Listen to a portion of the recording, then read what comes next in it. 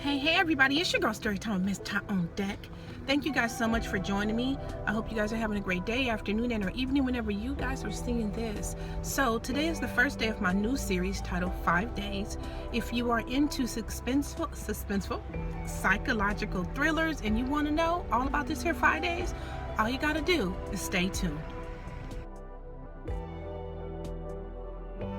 Okay guys, so thank you so much for being back on deck. Without further ado, let's jump right in. The door of a church opens, and in walks a man who stood 6 foot 4 inches tall, wearing black corduroys with a matching turtleneck shirt and Stacey Adams shoes. Although his hands were covered with black gloves and his eyes with dark shades, he drew no attention as he walked down the church aisle. The entire place was empty with the exception of the custodian and Miss May, who stayed in the kitchen. The man walked with purpose as he headed straight for the confession booth.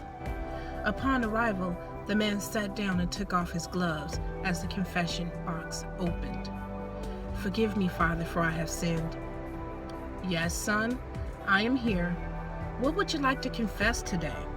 A mature, seasoned voiced man stated from the opposite side of the confession booth. The older man's frail hands gripped a Bible as he listened patiently for the man to begin. Yesterday evening, I walked into a Walmart. As I was checking out, I noticed a woman appearing lost in thought. From her hands dangled a white beaded necklace that had a red cross at the end with the initials D.A.F. "Go on, son. What happened next?" The priest encouraged. I waited for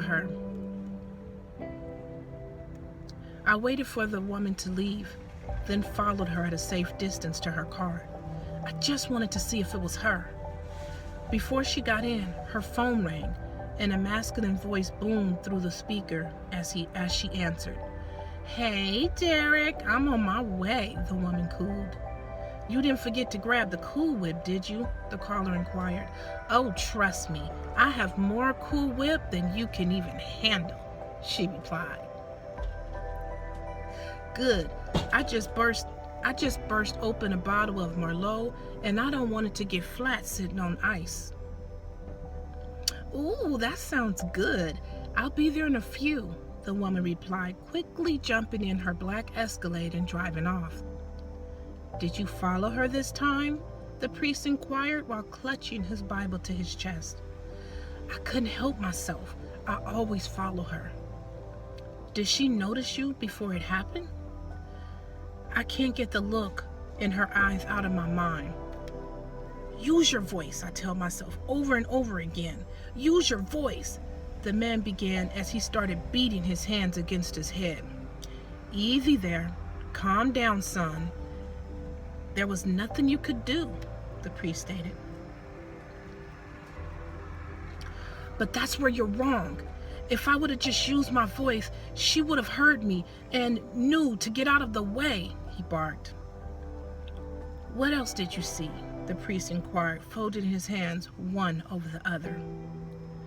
"She turned left on Alabama Street. Her music was up loudly as she swayed to our favorite Anita Baker song, Body and Soul.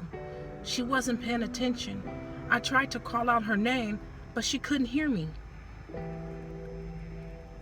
"What was around? Do you recall the weather?" "I noticed it was sprinkling as I rolled down my window trying to get her attention. I was driving on the opposite side of the street from her when I heard a loud horn blowing. 'Aisha, you're driving the wrong way,' I warned, but for some reason my voice had no sound. The next thing I saw was Aisha look in my direction smiling and mouthing out, 'What? What?' Just then, a 16-wheeler big rig truck came racing down the street and slammed into her Escalade. On impact, her short, well-defined frame crashed into the windshield. Whew. Do you remember if you went to her?" "Of course. I pulled my car over and raced to her side." "Aisha, baby, hold on. You're gonna be okay," I assured her, rubbing her hair. Where was the truck driver? I don't remember. Aisha began crying and blood quickly gushed from her mouth and head, and then her eyes got large, really, really large. The priest could feel the man becoming anxious on the other side of the confession booth. You have to stop doing this to yourself. You do know this is not healthy. I can still make this right. Next time I'll use my voice. You watch and see, the man stated as he quickly put on his gloves and shades.